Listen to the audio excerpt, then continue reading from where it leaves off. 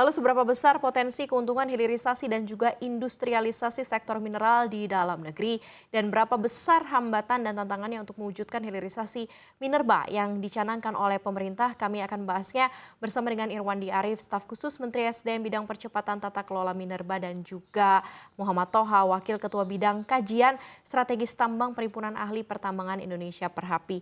Selamat sore Pak Irwandi dan juga Pak Toha, salam sehat selalu ya untuk kita semua. Kita akan diskusi ya mengenai kondisi yang terjadi ini, terutama di tengah windfall dari lonjakan harga komoditas. Pemerintah ini kan berencana untuk berpindah dari eksportir barang mentah ke eksportir barang setengah jadi dan barang jadi. Nah, saat ini fokusnya pasti hilirisasi yang menjadi fokus pemerintah. Biji nikel resmi dilarang ekspor ya, ke depan timah, kemudian selanjutnya ada bauksit juga.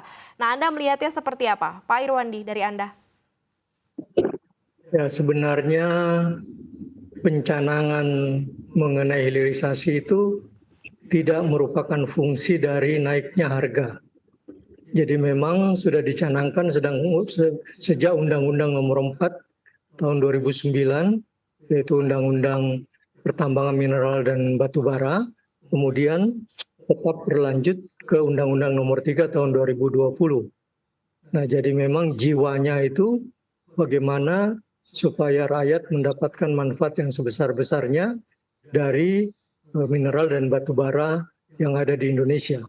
Nah, ini yang menjadi dasar pikir sehingga terjadilah perubahan yang sangat mendasar sejak dilarangnya nikel, misalnya biji nikel untuk diekspor, dan sudah bertambah smelter-smelter nikel yang ada di Indonesia. Tentunya kita berpikir bahwa tidak akan berhenti di situ saja, karena sementara produknya masih 90% ada di produk antara.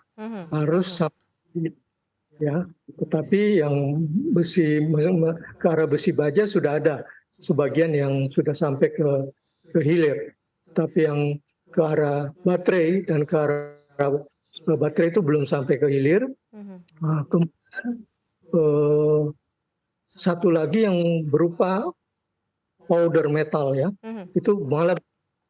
Nah, ini yang harus kita kembangkan ekivalen untuk mineral-mineral lain yang ada di Indonesia.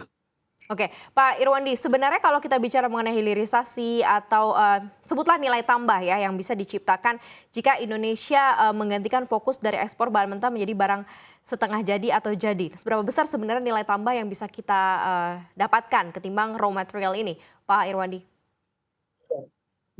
Memang kita sering mendengarkan bahwa peningkatan nilai tambah apabila menjadi produk yang lebih hilir itu ada yang bilang 5 sampai 19 kali dan seterusnya. Nah, tentunya ini perlu kita rinci lagi ke dalam nilai tambah setiap komoditas. Nah, yang saya berikan contoh misalnya data dari pertemuan tahunan Bank Indonesia pada November 2021, sejak adanya pelarangan ekspor biji nikel, ya, itu telah meningkatkan nilai ekspornya 18 kali, ya, sehingga misalnya pada tahun 2014 ekspor hanya sekitar 16 triliun, 1,1 miliar US dollar, karena ekspornya dalam bentuk biji nikel. Nah, pada tahun 2021 itu meningkat dari 16 triliun menjadi 306 triliun atau 20,9 miliar US dollar. Nah, ini tentunya sangat memberikan suatu harapan dengan satu catatan bahwa kita tidak berhenti di produk antara. Kalau kita ke hilir dan ada kerjasama yang baik antara Kementerian SDM dan Kementerian Perindustrian serta industri dan para pemilik modal, misalnya bank dan sebagainya, sinergi ini sangat diperlukan di antara mereka untuk meningkatkan lagi nilai tambah yang sekarang kita sudah menikmati dalam beberapa hal, tetapi belum. Oke, baik. Saya ke Pak Muhammad Toha ya, sebagai perwakilan juga dari Perhapi ini untuk melihat di mana hilirisasi jadi fokus pemerintah setelah kemudian nikel resmi dilarang ekspor begitu ya, timah dan bauksit juga next akan dilarang ekspor. Tadi sudah dimention juga oleh Pak Irwandi begitu ya mengenai memang ini sudah tercatat hilirisasi seperti mandat begitu ya. Anda melihatnya seperti apa Pak Muhammad Toha? Ya, hilirisasi di nikel ini bisa dikatakan salah satu yang berhasil karena setelah dicanangkan berdasarkan Undang-Undang 4 tahun 2009, hilirisasi di nikel itu mulai dilakukan dengan membangun pabrik pengolahan di sejumlah tempat, dan sampai hari ini itu hilirisasi pabrik pengolahan nikel yang dibangun di Indonesia baik dengan teknologi pirometalurgi dan hidrometalurgi itu sudah mencapai lebih dari 30. Nah, yang menariknya di hilirisasi nikel itu sejumlah produk sudah bisa dihasilkan bukan cuma dalam bentuk intermediate product, tetapi juga sudah menghasilkan produk berbasis industri. Jadi biji nikel kemudian diolah menjadi ferronikel, terus kemudian diolah lagi menjadi stainless steel. Nah, artinya apa? Artinya sudah ada proses hilirisasi yang lebih jauh lagi. Nah, seharusnya, dan kita sudah tahu bahwa hilirisasi di nikel itu seperti yang dikatakan oleh Profesor Irwandi Arief telah menyebabkan kenaikan devisa yang sangat signifikan, maka hal yang sama itu sepatutnya didorong untuk komoditi yang lain seperti bauksit, timah dan yang lain-lain. Karena apa? Karena secara nyata sudah dibuktikan bahwa hilirisasi itu menyebabkan peningkatan nilai tambah, devisa devisa kita dapatkan bisa menjadi lebih meningkat berkali-kali lipat. Kemudian juga yang tidak kalah pentingnya adalah penyerapan tenaga kerja. Penyerapan tenaga kerja dengan hilirisasi itu juga semakin besar. Apa yang lain? Yang lain adalah rantai pasok terhadap jasa dan barang itu juga semakin meningkat. Ya. Itu bisa dilihat misalnya bagaimana PDRB dari sejumlah daerah yang saat ini berkembang industri hilirisasi nikel itu mempunyai peningkatan PDRB yang meningkat sangat signifikan seperti di Provinsi Sulawesi Tengah, Kabupaten Morowali maupun di Provinsi Maluku Utara yang saat ini menjadi sentra dari pabrik pengolahan nikel. Nah, kalau misalnya hilirisasi di nikel ini bisa diduplikasi dan bisa kemudian diterapkan di komoditi yang lain, maka daerah-daerah yang mempunyai cadangan bauksit, timah dan yang lain-lain itu juga kita bisa harapkan mempunyai perkembangan wilayah seperti yang terjadi di Sulawesi Tengah dan Sulawesi Tenggara dan Maluku Utara. Seperti itu. Oke, berarti memang sangat baik sekali ya endapnya. Nah, kalau kita sedikit berbicara mengenai nilai tambah yang bisa diciptakan Pak Muhammad Toha begitu ya. Kalau seandainya Indonesia tidak hanya sekedar mengekspor raw material begitu ya, tapi setengah jadi bahkan barang jadi begitu. Seperti apa nih gambarannya? Oh ya, jelas sekali bahwa seperti Jepang misalnya atau Korea itu adalah negara-negara yang sama sekali tidak mempunyai cadangan nikel. Mereka tidak dikaruniai dengan cadangan nikel. Seluruh dari material yang dipakai oleh industri di Jepang untuk industri berbasis nikel itu seluruhnya didatangkan dari termasuk Indonesia, New Caledonia, Austria dan lain-lain. Apa yang terjadi dari mereka? Nikel dalam bentuk biji atau intermediate yang dia impor oleh Jepang kemudian diolah lebih lanjut untuk menjadi aneka-aneka produk berbasis industri dengan nilai barang yang jauh lebih tinggi dibandingkan nilai impornya. Yang kita bisa saksikan adalah Jepang, kendati pun dia tidak memiliki cadangan nikel, tidak memiliki cadangan tembaga, besi dan yang lain-lain, tetapi karena dia mampu mengolah raw material dan intermediate produk itu menjadi aneka produk industri yang mempunyai nilai yang jauh lebih besar.